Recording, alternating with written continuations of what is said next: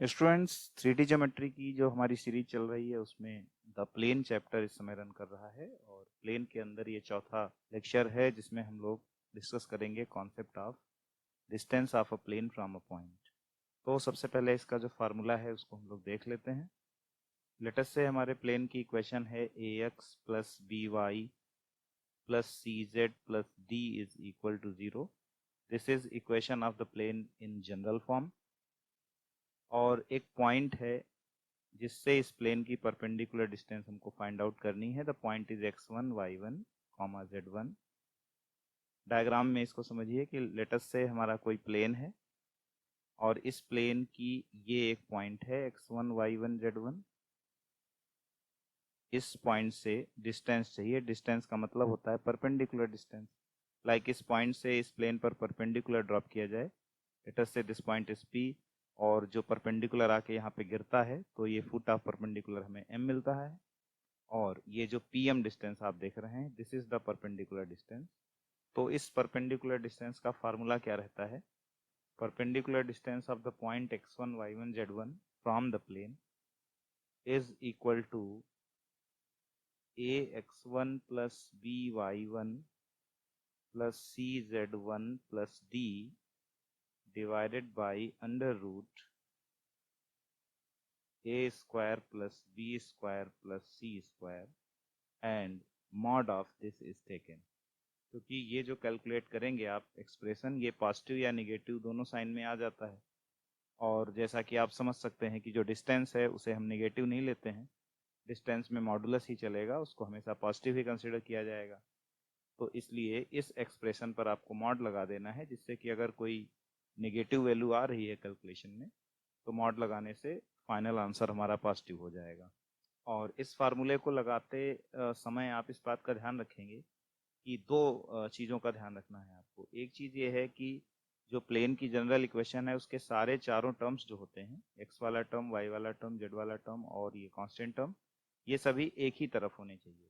मतलब मेरे कहने का है कि जैसे कि कभी कभी इक्वेशन इस टाइप की दी होती है x plus 2y plus 3z is equal to 5, यानी समटाइम्स आपको जो कांस्टेंट वाला टर्म है इधर लिखा होता है या कुछ टर्म लेफ्ट साइड में कुछ टर्म राइट साइड में हो सकते हैं।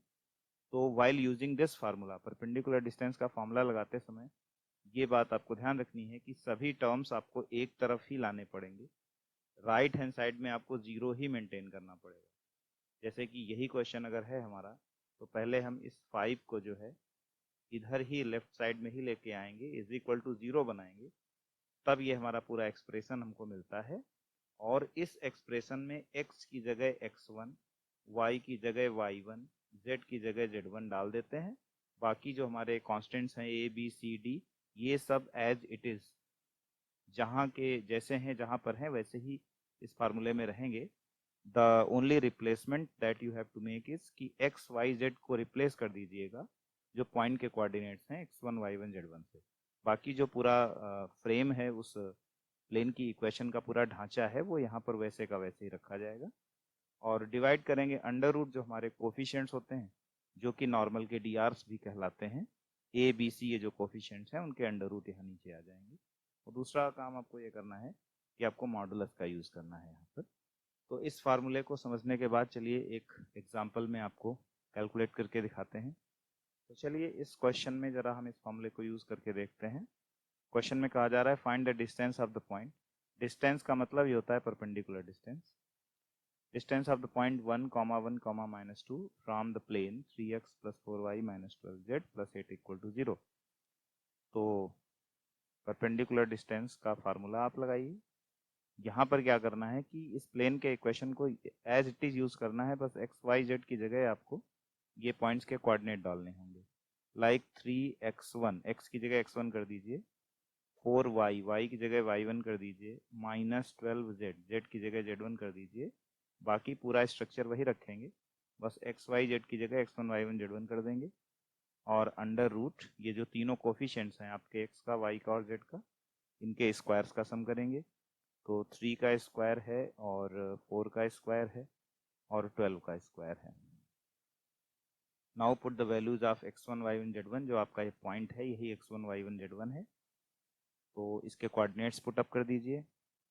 तो 3 into 1 plus 4 into 1 minus 12 into minus 2 plus 8 divided by, ये अंडर रूट के अंदर क्या बन रहा है, ये 16 प्लस 9 है अपना 25 और 144, ये 169 बनेगा टोटल, जिसका अंडर रूट 13 होता है। बाकी कैलकुलेशन आप देख लीजिए, 4 प्लस 3 7, ये माइनस माइनस का प्रोडक्ट प्लस हो जाएगा, दिस इज 24, 24 और 7 31, और 31 और 8 मिलके हो जाएगा 39, 39 डिवाइड बाई अंडर रूट है 13, और 13 3 जा 39, तो 3 यूनिट्स जो है ये परपेंडिकुलर डिस्टेंस का आंसर हो गया इस क्वेश्चन के लिए। इस पॉइंट की इस प्लेन से परपेंडिकुलर डिस्टेंस इस फार्मूले का यूज करके आ रही 3 यूनिट्स। अब देखिए मैंने यहाँ पे मॉड का यूज नहीं किया, क्यों नहीं किया, क्योंकि कैलकुलेशन के बाद ये जो आंसर है ये अपने आप ही पॉजिटिव आ रहा है। इन केस अगर ये निगेटिव आ रहा होता तो हम क्या करते, यहीं पर हम मॉड लगा देते। आप चाहें तो ऐसे भी लगा सकते हैं, हमेशा ही लगा सकते हैं, लेकिन क्या होता है कि अगर वैल्यू हमें पता चल रहा है कि पॉजिटिव आ रही है तो फिर आप मॉड को नहीं भी लगाइए, और क्योंकि आप यहाँ मॉड लगाएंगे तो वो मॉड आपका व्यर्थ चला जाएगा, यूजलेस चला जाएगा। अब इसके बाद एक थ्योरी हम लोग यहाँ पे और पढ़ेंगे कि इसी फार्मूले का एक सिंप्लीफाइड वर्जन है कि अगर हमें किसी पॉइंट की अगर हमें किसी प्लेन की ओरिजिन से परपेंडिकुलर डिस्टेंस चाहिए तो वो कैसे होगी, क्या होगी।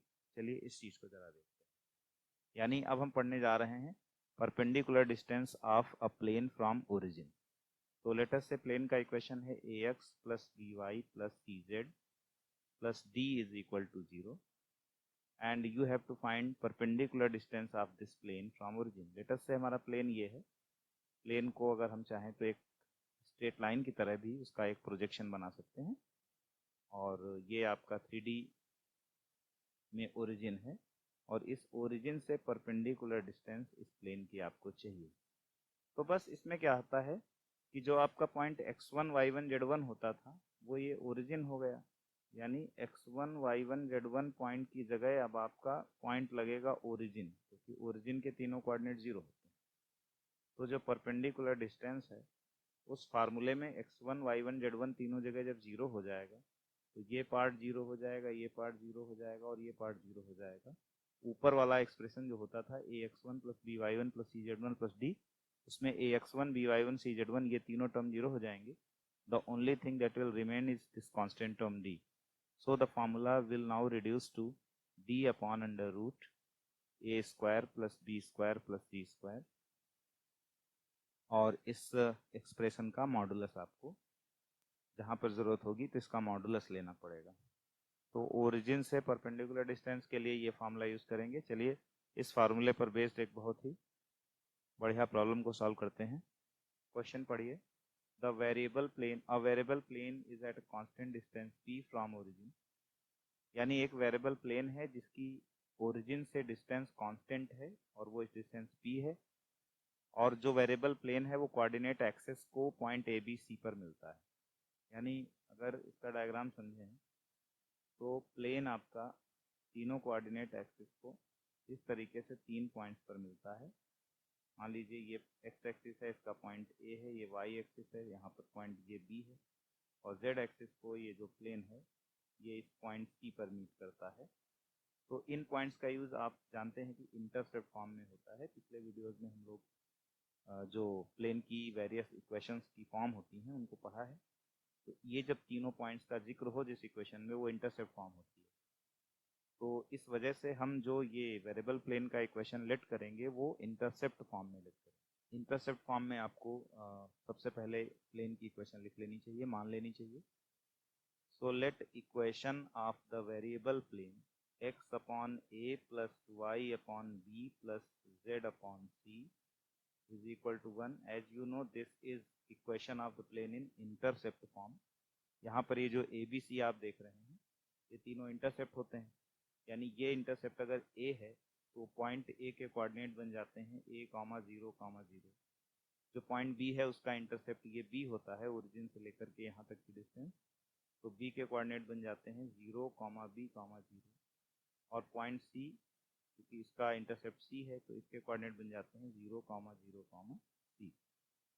और क्योंकि हमें इन तीनों पॉइंट्स की ज़रूरत है, इस क्वेश्चन में कहा गया है कि जो हमारा प्लेन है वो कोऑर्डिनेट एक्सिस को 3 पॉइंट्स ए बी सी पर मीट करता है, तो इन्हीं 3 पॉइंट्स की हमको आगे जरूरत होगी क्योंकि लोकस की प्रॉब्लम है और कहा गया है कि इन तीनों पॉइंट से कोऑर्डिनेट प्लेन्स के पैरेलल 3 प्लेन खींचे जाएंगे।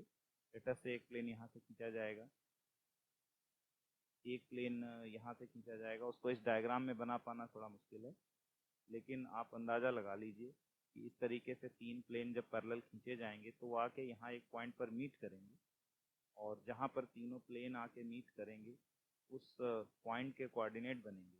यहाँ से इस वाले पॉइंट ए से कंट्रीब्यूशन ए आएगा, यानी कि फर्स्ट कोऑर्डिनेट बनेगा वो ए बनेगा उस पॉइंट का जहाँ पर तीनों ये पैरेलल प्लेन जाकर के मिलेंगे। हम लोग कल्पना कर रहे हैं कि उस पॉइंट के कोऑर्डिनेट्स क्या होंगे, तो वो पॉइंट 3 प्लेन से मिलके बनेगा, जिसमें से फर्स्ट कोऑर्डिनेट ए आएगा, सेकंड कोऑर्डिनेट इस वाले पॉइंट की वजह से बी आएगा और थर्ड वाला कोऑर्डिनेट सी आएगा। तो जिस पॉइंट का लोकस निकालने के लिए कहा जा रहा है, so that the locus of their point of intersection, यानी तीनों प्लेन्स जहाँ पर आके मिलेंगे उनका पॉइंट ऑफ इंटरसेक्शन होगा ए कॉमा बी कॉमा सी, और इस पॉइंट पी का ही लोकस हमको फाइंड करना है। तो चलिए उसके लिए पहले देखिए कि हमने इस प्लेन का इक्वेशन ये मान लिया इंटरसेप्ट फॉर्म में। अब अगली चीज है कि ओरिजिन से इसकी परपेंडिकुलर डिस्टेंस क्या होगी। So perpendicular distance of this plane from origin, उसका नाम पी रखा गया है। और परपेंडिकुलर डिस्टेंस फ्रॉम ओरिजिन के फॉर्मूले में ऊपर केवल कांस्टेंट टर्म होता है, जो कि यहाँ पर ये 1 है, डी की जगह 1 लगेगा, और अंडर रूट जो एक्स वाई जेड के कोफिशिएंट्स होते हैं उनके स्क्वायर्स लिए जाते हैं। तो यहाँ पर जो कोफिशिएंट हैं वो 1 upon A, 1 upon B, 1 upon C है, तो इनके स्क्वायर आएंगे 1 upon A square plus 1 upon B square plus 1 upon C square. और इसका मॉडुलस लिया जाता है, लेकिन मॉडुलस की वजह से 2 साइन होते हैं प्लस माइनस।